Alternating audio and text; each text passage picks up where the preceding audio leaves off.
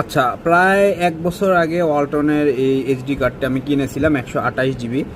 হাতের থেকে পড়েছে, যাই হোক খুব ছোট জিনিস। জিনিসটি আমাকে এখন পর্যন্ত ভালোই সাপোর্ট দিয়েছে।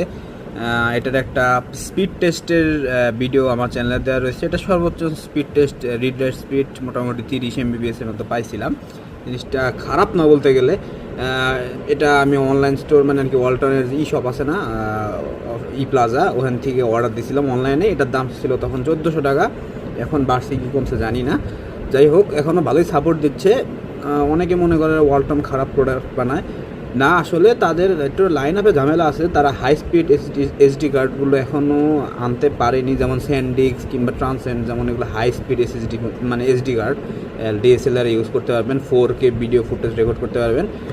সেক্ষেত্রে কিন্তু ওয়ালটনে এগুলা করতে পারবেন না ওয়ালটনের মেমোরি কার্ড দিয়ে। আপনারা যদি নর্মাল ইউজ করতে চান স্টোরেজ ড্রাইভ হিসেবে ওয়ালটনের মেমোরি কার্ডগুলো খারাপ না।